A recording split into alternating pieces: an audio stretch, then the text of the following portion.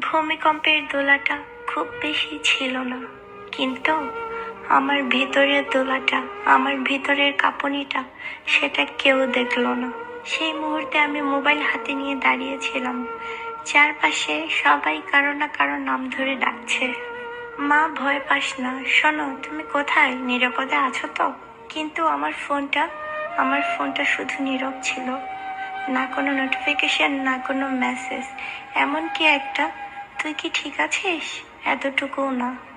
আমি জানি আমার চারপাশে মানুষ আছে, কিন্তু অদ্ভুতভাবে আমি কাউকে আমার বলতে পারি না। হয়তো ভিড়ের মাঝেও আমি একদম নিঃসঙ্গ, হয়তো মানুষের মাঝেও আমার নিজের কেউ নেই। ভূমিকম্প থেমে গেছে, কিন্তু আমার ভিতরের ভাঙনটা যেন আর থামছে না। আমি বুঝলাম, ভয়টা ভূমিকম্পের না, ভয়টা হলো কেউ যদি খোঁজই না নেয়, কেউ যদি না বলে তুই ভয় পাচ্ছিস, আমি আছি। কারণ সবাই ভাবে আমি ভালো আছি, সবাই ভাবে আমি শক্ত। কেউ জানে না আমি কতটা ভেঙে যাই রাতের অন্ধকারে। আজ খুব ইচ্ছে হচ্ছিল কেউ যদি শুধু জিজ্ঞেস করতো, শোন, তুই ঠিক আছিস? এই 4টা শব্দের জন্য আমি কতক্ষণ ফোনের স্ক্রিনের দিকে তাকিয়েছিলাম, কিন্তু কেউ লিখলো না, কারো মনেও আমার কথা আসলো না।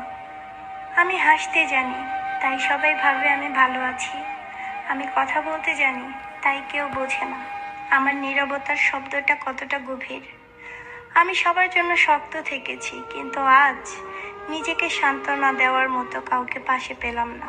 আজ খুব স্পষ্ট বুঝলাম, একাকিত্ব তখনই সবচেয়ে বেশি কষ্ট দেয়, যখন আমাদের পাশে থাকার মতো মানুষ থাকে, কিন্তু আমাদের জন্য কেউ থাকে না। কি অদ্ভুত, তাই না? পৃথিবী দুলল, ভবন দুলল, কিন্তু কারো মনের ভরসা দুলল না আমার জন্য। তারপর বুঝতে পারলাম, ভালো থাকার অভিনয় করতে করতে আমরা ধীরে ধীরে অভ্যস্ত হয়ে যাই, কেউ খোঁজ না নিলেও, কাউকে বলতে না পারলেও।